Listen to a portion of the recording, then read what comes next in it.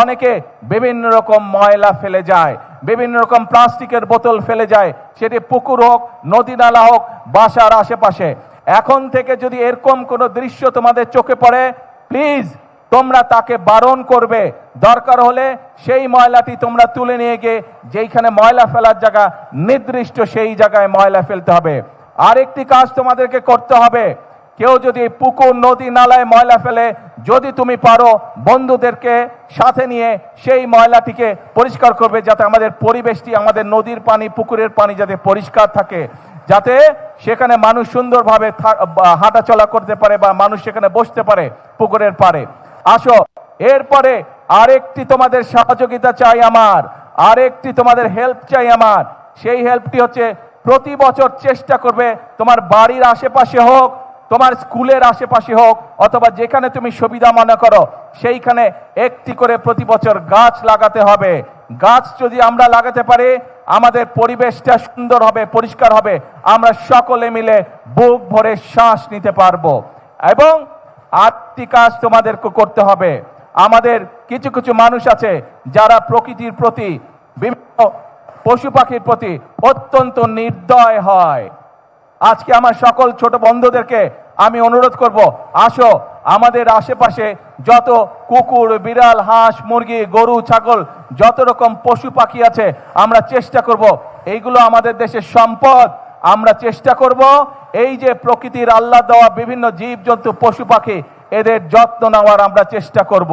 যত্ন যদি নিতে পারে, অন্তত আমরা চেষ্টা করব তাদের যাতে কোনো প্রকার ক্ষতি হতে না পারে, সেই চেষ্টাটি আমরা করব। কি বন্ধুরা, আমাকে এই হেল্পটা করবে? তোমরা করবে? Thank you so much.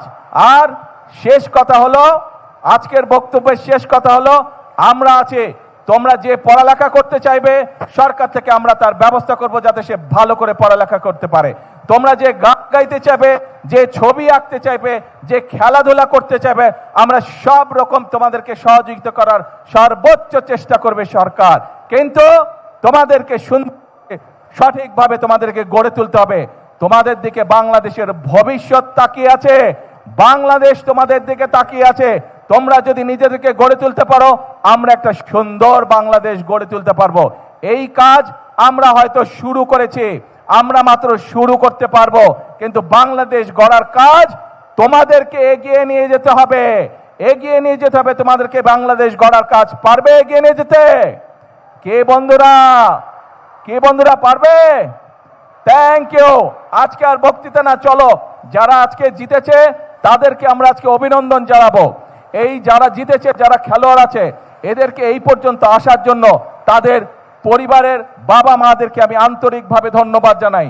তাদের স্কুলের শিক্ষক যারা সহযোগিতা করেছেন, বিভিন্ন কোচ বৃন্দ যারা সহযোগিতা করছেন, প্রত্যেকটি মানুষকে আমি অন্তরের অন্তঃস্থল থেকে আন্তরিকভাবে ধন্যবাদ জানাই, আন্তরিকভাবে অভিনন্দন জানাই।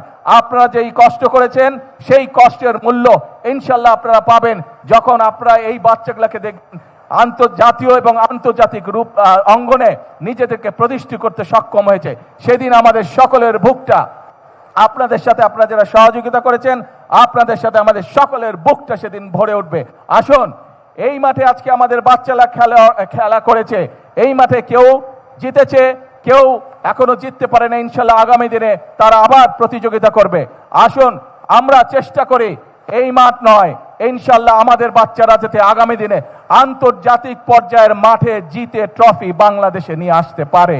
এটাই হোক আজকে আমাদের প্রত্যাশা, এটাই হোক আজকে আমাদের আশা।